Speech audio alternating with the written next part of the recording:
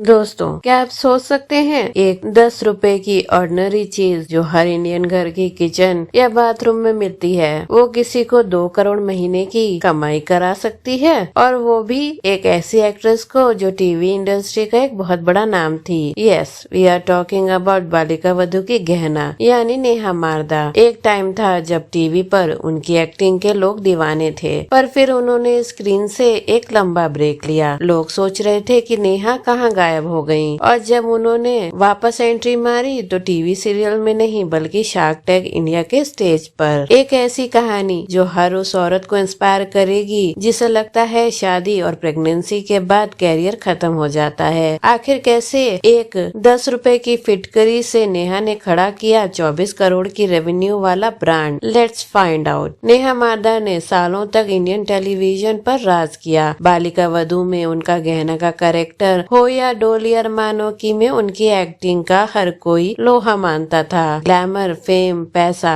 सब कुछ था उनके पास। लेकिन लाइफ तब बदली जब उन्होंने शादी की और उनके घर एक प्यारी सी बेटी ने जन्म लिया। मदरहुड एक बहुत सुंदर फीलिंग होती है ना, पर एक माँ बनने के साथ साथ एक औरत की बॉडी में बहुत सारे हार्मोनल चेंजेस आते हैं। प्रेगनेंसी के बाद नेहा के साथ भी कुछ ऐसा ही हुआ। उन्होंने सीवियर बॉडी ऑर्डर का सामना किया। अब सोचिए, एक इतनी बड़ी एक्ट्रेस, पब्लिक फिगर जिसे हर वक्त कैमरे के सामने रहना पड़ता है, उनका सेल्फ कॉन्फिडेंस इस एक प्रॉब्लम की वजह से पूरी तरह शेक हो गया। नेहा ने मार्केट के बड़े बड़े ऑर्गेनिक एक्सपेंसिव डिओड्रेंट और परफ्यूम ट्राई किए, पर कुछ भी काम नहीं कर पाया। वो फ्रस्ट्रेट हो चुकी थी, और सबसे बड़ी बात थी इस टॉपिक पर कोई खुलकर बात भी नहीं करता था। लेकिन कहते हैं ना, necessity is the mother of invention. जब मार्केट के महंगे प्रोडक्ट फेल हो गए तो नेहा ने मुड़कर देखा हमारे इंडियन ट्रेडिशनल नुस्खों की तरफ, और वहाँ उन्हें मिला एक सिंपल सा सोल्यूशन, फिटकरी यानी अलम। उन्होंने नोटिस किया कि सिर्फ 10 रुपए की फिटकरी उनकी इस प्रॉब्लम को नेचुरल तरीके से सॉल्व कर रही थी, बिना किसी केमिकल, बिना किसी साइड इफेक्ट के। यहीं से उन्हें आया एक बड़ा बिजनेस का आइडिया। उन्होंने सोचा अगर ये मेरी प्रॉब्लम सॉल्व कर सकता है तो देश की लाखों करोड़ों महिलाओं को इस प्रॉब्लम से क्यों जूझना पड़े, उनकी भी